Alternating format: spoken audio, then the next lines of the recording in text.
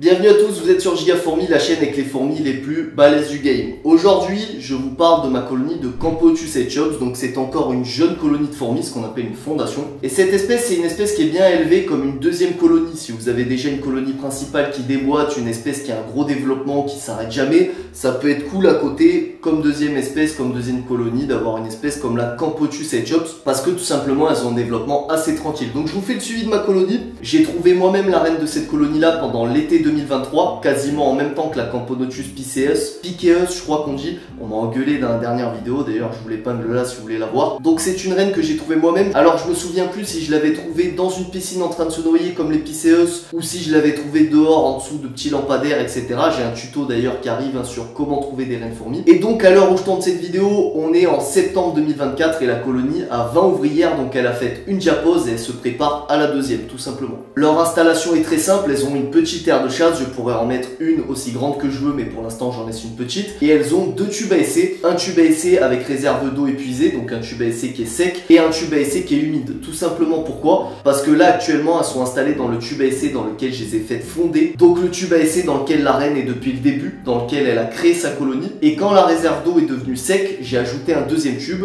et donc je crois qu'elle l'utilise un peu comme un abreuvoir, mais elles ne se sont pas installées dedans. J'ai parfois 3-4 fourmis qui squattent dedans, mais la colonie préfère rester dans le tube sec. Donc comme je vous ai dit, il y a une vingtaine d'ouvrières, j'ai un gros couvain, j'ai pas mal de cocons encore, j'ai pas mal de larves et franchement ça se développe bien, mais ça prend du temps. C'est loin d'être mon espèce la plus rapide. La Campotus aeschops c'est très calme, alors ça sort quand même, elles explorent quand même un peu, elles viennent bien manger, etc.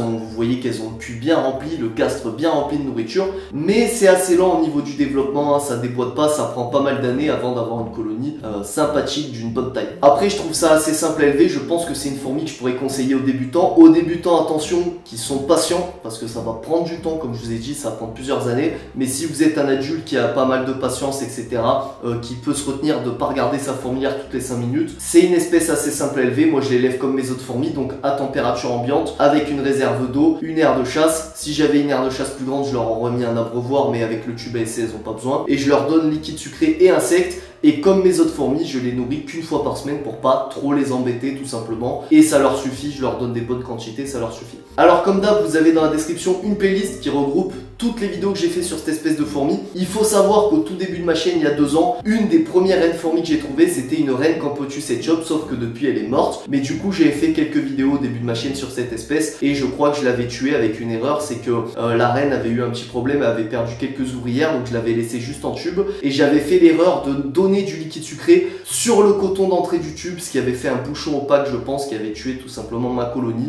Avec le recul, je pense que c'est ça. Donc attention à ça. Et donc voilà, c'est ma deuxième colonie de cette espèce et les 2 colonies que j'ai eues, j'avais trouvé moi-même la reine. Donc voilà. Donc si vous avez kiffé cette vidéo, pensez à vous abonner, je vous tiendrai au courant de leur évolution comme d'habitude. Ciao ciao.